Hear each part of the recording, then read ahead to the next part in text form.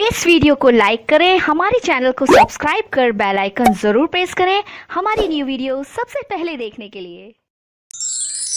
Hello दोस्तों, स्वागत है आपका मेरे यूट्यूब चैनल लीगलाइजेशन सर में।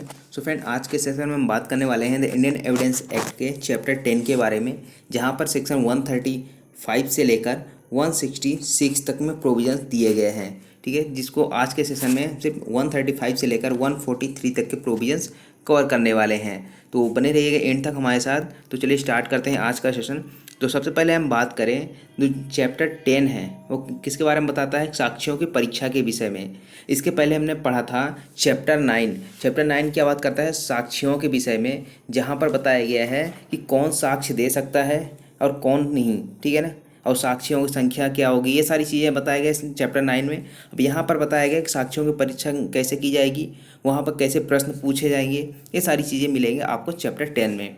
तो चलिए स्टार्ट करते हैं आज का सेशन। तब सबसे पहले बात करें यहाँ पर सेक्शन 35 की। सेक्शन 35 क्या बात करता है? आपका साक्ष्यों के पेशकरण और उनकी परीक्षा का क्रम, अर्थात जो विटनेस उनकी किस प्रकार से पेशकरण की जाएगी, उनका प्रोड्यूस कैसे किस प्रकार से किया जाएगा, किस क्रम में किया जाएगा, उनका परीक्षा कैसे की जाएगी, ये सारी चीज़ें आपको मिलेगी सेक्शन 135 में। सेक्शन 135 क्या बात करता है कि यदि किसी न्यायालय में कोई सिविल कार्रवाई चल रही है तो वहाँ पर साक्ष्यों के पेशकरण और उनकी परीक्षा तत्समय विधि और पद्धति द्वारा होगी। ठीक है ना, सेम इसी प्रकार की यदि क्रिमिनल केस चल रहा है वहाँ पर, ठीक है ना, आपराधिक कार्रवाई चल रही है, तो वहाँ पर भी जिस प्रकार से यदि विधि में बताया गया है उसी पद्धति से की जाएगी साक्ष्यों के पेशकरण और उनकी परीक्षा का क्रम।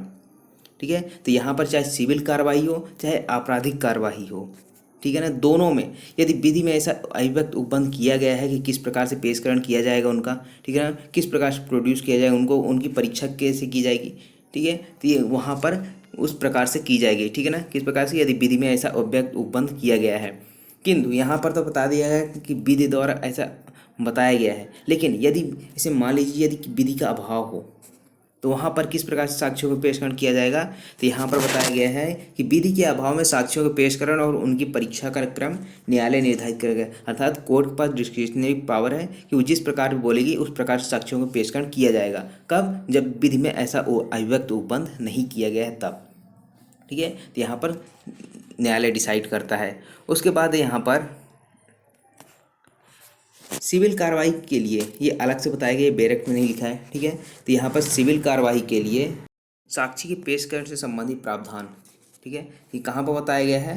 ऑर्डर 18 में। ऑर्डर 18 की हेडिंग क्या है कि साक्ष्यों की परीक्षा और बाद की सुनवाई, अर्थात वहाँ पर बताया गया है कि साक्ष्यों की परीक्षा किस प्रकार की जाएगी और फिर उसके बाद की सुनवाई की जाएगी। ठीक है, तो यहाँ पर सिविल केस में कहाँ पे बताया गया है? ऑर्डर 18 में। उसी प्रकार से आपराधिक कार्रवाई में भी इस प्रकार के प्रोविजन दिए गए हैं, जहाँ पर सेक्शन चैप्टर 18 जहाँ बात करें सेशन न्यायालय के समक्ष विचारण जो किया जाता है उसमें बताया गया है। ठीक है ना, उसके बाद चैप्टर 20 है मजिस्ट्रेट द्वारा सामान्य मामलों का विचारण, संक्षिप्त विचारण, ये सारी चीज़ें बताया गया है यहाँ पर। ठीक है, तो यहाँ पर सिविल केस के लिए हो गया और ये आपराधिक केस के लिए हो गया।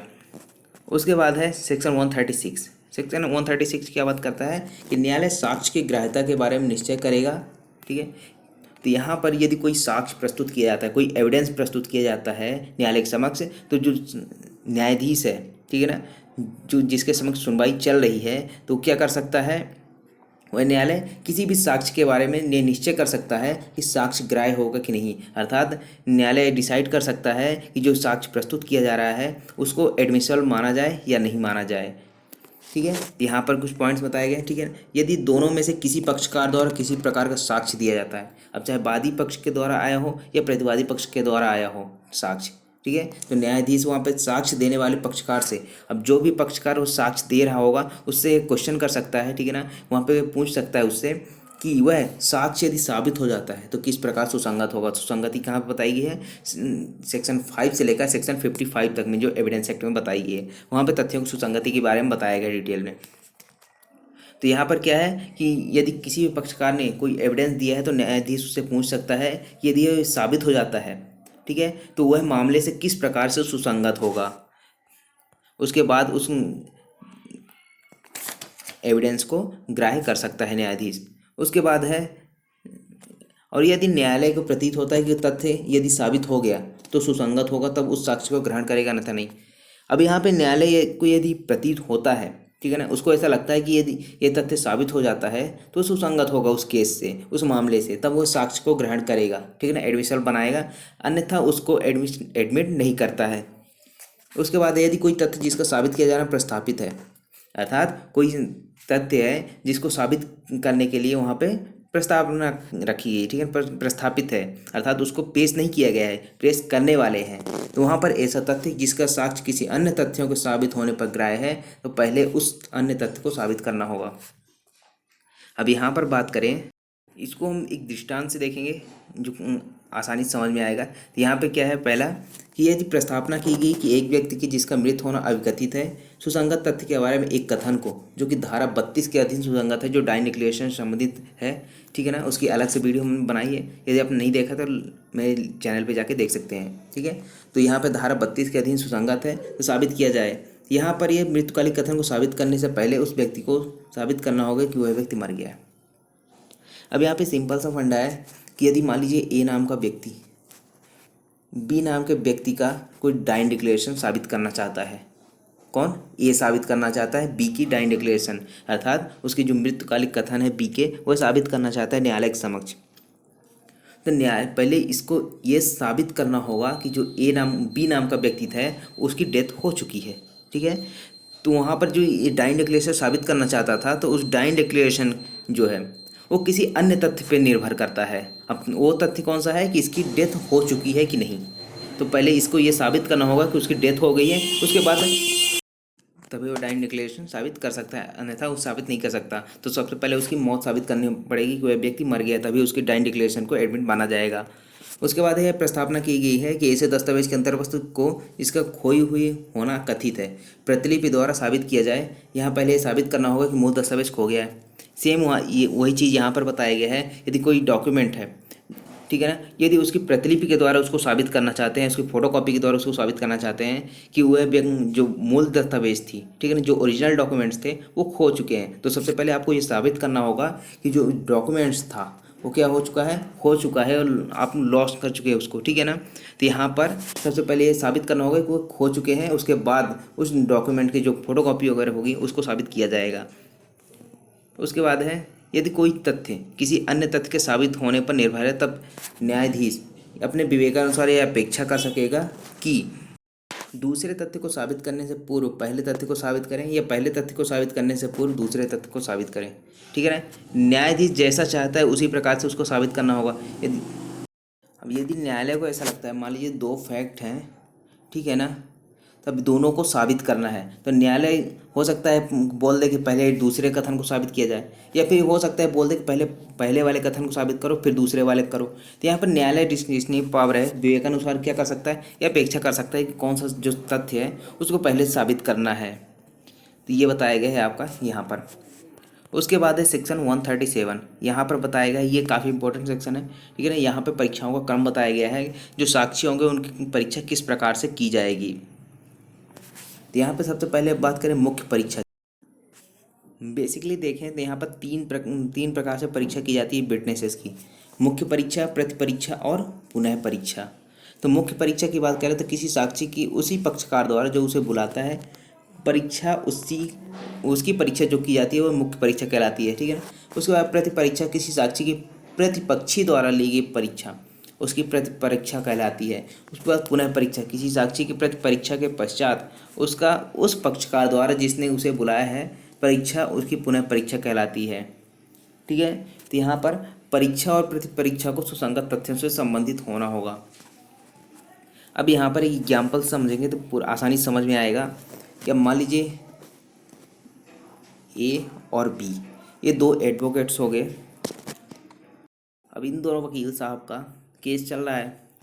तो यहाँ पर जो ए नाम का व्यक्ति था, इसने 4 लोगों को बुलाया, ठीक है, या फिर 3 लोगों को मान लेते हैं। यहाँ पे 3 लोगों को बुलाता है। अब ये क्या करता है, उनकी परीक्षा करता है पहले।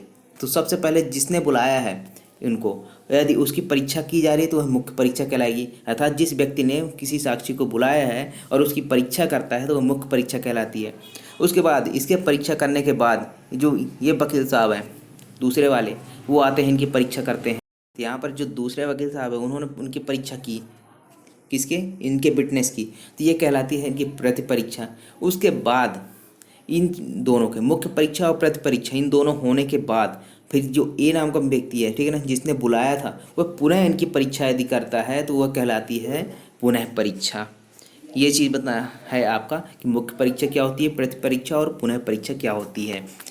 आई होप आपको ये समझ में आया होगा। तो अब यहाँ पर जान लेते हैं कि मुख्य परीक्षा है, प्रतिपरीक्षा और पुनः परीक्षा, इन दोनों तीनों में डिफरेंस क्या है। तो इसको हम चलिए स्टार्ट करते हैं।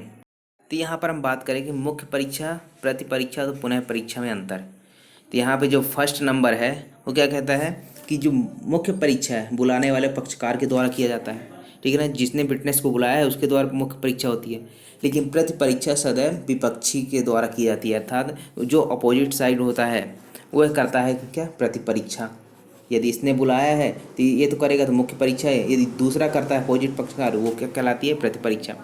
उसके बाद जिसने बुलाया है तो इन दोनों के बाद मुख्य परीक्षा और प्रतिपरीक्षा, इन दोनों के बाद क्या की जाती है, पुनः परीक्षा। तो पुनः परीक्षा बुलाने वाले पक्षकार द्वारा मुख्य और प्रतिपरीक्षा के दौरान हुई असंगतियों को दूर करने के लिए किया जाता है। अर्थात यदि मुख्य परीक्षा में और प्रतिपरीक्षा के दौरान कुछ ऐसा रह गया है, कुछ पॉइंट्स रह गया है, ठीक है ना, तो उनके लिए क्या किया जाता है, पुनः परीक्षा उनका किया जाता है विटनेसेस का। ये हो गया फर्स्ट पॉइंट। उसके बाद दूसरा पॉइंट है कि मुख्य परीक्षा का क्रम प्रथम होता है, अर्थात सबसे पहले मुख्य परीक्षा की जाती है, उसके बाद द्वितीय क्रम कौन सा होता है, प्रतिपरीक्षा का, और अंतिम पुनः परीक्षा का क्रम होता है। उसके बाद है थर्ड पॉइंट, इसका उद्देश्य साक्षी से परिसाक्ष्य दिलवाना है, अर्थात जो विटनेस बुलाता है वो किस लिए बुलाता है कि उनका जो साक्ष्य है वह दिलवा सके, उनका जो गवाह है, ठीक है ना, गवाही दिलवा सके।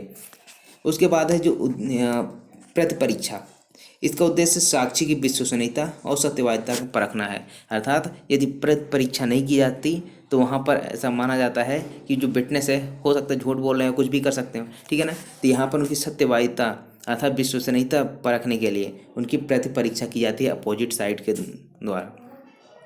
उसके बाद है पुनः परीक्षा का उद्देश्य मुख्य और प्रतिपरीक्षा में उत्पन्न विसंगतियों को दूर करना है।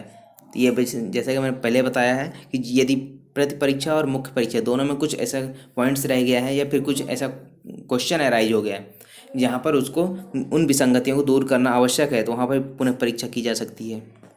उसके बाद है फोर्थ पॉइंट, मुख्य परीक्षा में बिना न्यायालय की अनुमति के सूचक प्रश्न नहीं पूछे जा सकते। अब सूचक प्रश्न क्या होते हैं, सूचक प्रश्न वे होते हैं जो क्वेश्चन के साथ आंसर भी सजेस्ट करते हैं।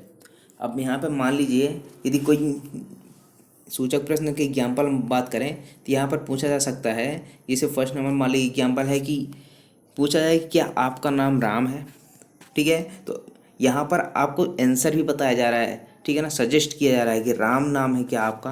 तो यहाँ पर क्या है, यदि हाँ बोलते हैं तो ठीक है, ना बोलते तो भी ठीक है, तो यहाँ पर हाँ ना के उसमें जवाब देना पड़ता है। तो यहाँ पर ये हो गए मुख्य सूचक प्रश्न। तो जो मुख्य परीक्षा होती है वहाँ पर जो सूचक प्रश्न पूछे जाते हैं वो न्यायालय की अनुमति से पूछे जाएंगे, अदरवाइज वहाँ पर पूछे नहीं जाते।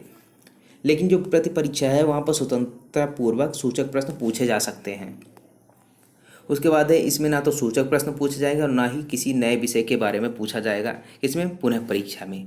उसके बाद है लास्ट पॉइंट कि यह न्यायिक कार्रवाई का अभिन्न अंग है, कौन, मुख्य परीक्षा, और यह सच्चाई का पता लगाने के लिए अत्यधिक आवश्यक है। यह न्यायिक कार्रवाई का मुख्य अंग होता है, कौन सा, प्रतिपरीक्षा। यदि प्रतिपरीक्षा किसके लिए की जाती है, जो विटनेस है, जो साक्ष्य दे रहा है उसकी विश्वसनीयता परखने के लिए, सत्यवादिता परखने के लिए, ठीक है, उसकी सच्चाई का पता लगाने के लिए प्रतिपरीक्षा करना आवश्यक होता है। उसके बाद है पुनः परीक्षा, यह आवश्यक अंग नहीं है, अर्थात पुनः परीक्षा आवश्यक नहीं होता है। यदि पुनः परीक्षा नहीं भी की जाती है तो भी उसके वहाँ पर कोई दिक्कत नहीं होती, कोई प्रॉब्लम नहीं है, ठीक है ना, ये पूछा भी जा सकता है, नहीं ये परीक्षा की भी जा सकती है और नहीं भी की जा सकती। लेकिन यहाँ पे यदि मुख्य परीक्षा की गई तो वहाँ पर प्रतिपरीक्षा भी करनी पड़ेगी, ठीक है ना, हो सकता है ना करें, ज़रूरी नहीं है, ठीक है ना, ये विटनेस के ऊपर डिपेंड करता है, ठीक है ना, जो फैक्ट है उन्होंने प्रस्तुत किया उसके ऊपर डिपेंड कर सकता है। तो आई होप आपको ये समझ में आया है। तो चलिए बढ़ते हैं अगले सेक्शन की ओर। अब बात करते हैं हम सेक्शन 139 की। इसके पहले 137 पढ़ा, लेकिन 138 आता है उसके बाद, उसमें सिर्फ इतना ही बताया गया है वहाँ पर परीक्षाओं का क्रम क्या होगा। अर्थात सेक्शन 139 बताता है कि सबसे पहले मुख्य परीक्षा की जाएगी, उसके बाद प्रतिपरीक्षा की जाएगी, यदि ज़रूरत रही तो फिर उसके बाद पुनः परीक्षा की जाएगी। सिर्फ इतना ही बताता है आपका सेक्शन 138। अब यहाँ पे बात करें सेक्शन 139 की, तो सेक्शन 139 क्या बात करता है कि किसी दस्तावेज को पेश करने के लिए सम्मानित व्यक्ति की प्रतिपरीक्षा। अब यहाँ पर क्या है कि एक क्वेश्चन आता है कि यदि किसी व्यक्ति को दस्तावेज पेश करने के लिए सामन किया गया है तो वहाँ पर उसकी प्रतिपरीक्षा की जा सकती है क्या। तो यहाँ पर बताया गया है कि यदि किसी व्यक्ति को कोई दस्तावेज पेश करने के लिए सामन किया गया है तो उस व्यक्ति की प्रतिपरीक्षा तब तक नहीं की जाएगी जब तक उसे साक्षी के तौर पर ना बुलाया गया हो। ठीक है, तो यहाँ पर यदि कोई दस्तावेज पेश करने के लिए किसी को समन किया गया है तो वहाँ पर उस व्यक्ति की प्रतिपरीक्षा कब तक नहीं की जा सकती जब तक उसको साक्षी के तौर पर ना बुलाया गया। यहाँ पर तो अभी क्या है, एक दस्तावेज पेश करने के लिए उसको समन किया गया है। ठीक है, तो यहाँ पर उसकी प्रतिपरीक्षा नहीं की जा सकती है। यहाँ पर यदि साक्षी के तौर पर बुलाया गया तभी उसकी प्रतिपरीक्षा की जा सकती है। उसके बाद है सेक्शन 140। सेक्शन 140 बात करता है सील का साक्ष्य देने वाले साक्षी, अर्थात कैरेक्टर से रिलेटेड यहाँ पर बताया गया है कि किसी कैरेक्टर का साक्ष्य देने वाले साक्षी जो होते हैं उनकी प्रतिपरीक्षा और पुनः परीक्षा की जा सकती है। ठीक है ना, यदि कोई सील का साक्ष्य दे रहा है, कैरेक्टर से संबंधित कोई साक्ष्य दे रहा है, ठीक है ना, कोई विटनेस है, तो वहाँ पर उसकी प्रतिपरीक्षा की जा सकती है और उसकी पुनः परीक्षा भी की जा सकती है। ये बताया गया सेक्शन 140 में। सेक्शन 141, अब यहाँ पर सूचक प्रश्न। सूचक प्रश्न अभी हम जो अंतर पढ़ा था, ठीक है ना, डिफरेंस पढ़ा था मुख्य परीक्षा, प्रतिपरीक्षा और पुनः परीक्षा, तो वहाँ पर सूचक प्रश्न आया था। ठीक है, तो यहाँ पर सूचक प्रश्न क्या है कि कोई ऐसा प्रश्न जो स्वयं उत्तर सुझाता है। ठीक है, तो ऐसा कोई प्रश्न है जो आंसर भी सजेस्ट कर रहा है। ठीक है, तो जिसे पूछने वाला व्यक्ति पाना चाहता है या पाने की आशा रखता है तो सूचक प्रश्न कहा जाता है। और सूचक प्रश्न के एग्जाम्पल तो हम पढ़ ही चुके हैं कि हो सकता है सूचक प्रश्न के एग्जाम्पल जैसे कि आपसे पूछा जाए कि क्या आप कोलकाता में रहते हैं, तो यहाँ पर हाँ या नहीं पे जवाब देंगे। इस प्रकार के क्वेश्चन पूछे जाएंगे सूचक प्रश्न में। उसके बाद है सेक्शन 142, सूचक प्रश्न कब नहीं पूछना चाहिए। ठीक है ना, तो कब नहीं पूछा जा सकता है, ऐसे प्रश्न मुख्य परीक्षा और पुनः परीक्षा में नहीं पूछा जा सकता, लेकिन कुछ दशाओं में न्यायालय सूचक प्रश्न पूछने की अनुमति दे सकता है। ठीक है, तो यहाँ पर क्या है, यदि जो सूचक प्रश्न है वो मुख्य परीक्षा में नहीं पूछा जाएगा और पुनः परीक्षा में, लेकिन कुछ कंडीशन होती है जहाँ पर जो न्यायालय है वह अनुमति दे देता है। यहाँ कौन कौन सी ऐसी कंडीशंस हैं, तो न्यायालय अनुमति तब देगा जब प्रश्न ऐसी बात से संबंधित हो जो पुनः स्थापना से संबंधित हो। यदि किसी बाद में किसी फैक्ट का जो पुनः स्थापना करना हो, इंट्रोडक्टरी हो वहाँ पर, या फिर निर्विवाद अर्थात जो अनडिस्प्यूटेड तथ्य होते हैं उनको क्या करने के लिए, प्रतिपरीक्षा करने के लिए भी अनुमति यहाँ पर दिया जा सकता है, जो न्यायालय की राय में पहले ही पर्याप्त रूप से साबित हो चुके हैं। ठीक है, तो यहाँ पर क्या है कि जो ऐसे तथ्य जो पहले ही साबित किए जा चुके हैं न्यायालय की राय में, तो वहाँ पर उसके लिए क्या कर सकता है, प्रतिपरीक्षा करने की अनुमति दे सकता है, सॉरी सूचक प्रश्न पूछने की अनुमति दे सकता है। ठीक है, तो ये आपका सिर्फ 3 यहाँ पर कंडीशन बताई गई है। इसके अलावा कोई सूचक प्रश्न पूछने की अनुमति नहीं दी जाएगी मुख्य परीक्षा और पुनः परीक्षा में। उसके बाद है सेक्शन 143। सेक्शन 143 क्या बात करता है, सूचक प्रश्न कब पूछा जा सकेगा। सूचक प्रश्न प्रति परीक्षा में पूछे जा सकते हैं। ठीक है ना, स्वतंत्र रूप से कहाँ पे पूछे जा सकते हैं, सिर्फ प्रति परीक्षा में। तो इसको आप ये ध्यान रखिए, सिर्फ प्रति परीक्षा में इसको पूछे जा सकते हैं सूचक प्रश्न, लेकिन मुख्य परीक्षा और पुनः परीक्षा में कब, सिर्फ 3 कंडीशन में। कौन सी, सिर्फ यही वाली, तभी यहाँ पे अनुमति यदि दी जाती है न्यायालय के द्वारा तभी पूछे जा सकते हैं, अदरवाइज नहीं पूछे जा सकते। तो आई होप आपको ये समझ में आया होगा। यदि आपको समझ में आया तो लाइक करें, शेयर करें अपने दोस्तों के साथ, और यदि आप नए हैं तो सब्सक्राइब करके बेल आइकन प्रेस कर लें ताकि आने वाली वीडियोज़ की नोटिफिकेशन आपको मिलती रहे। Thank you so much for watching legalise.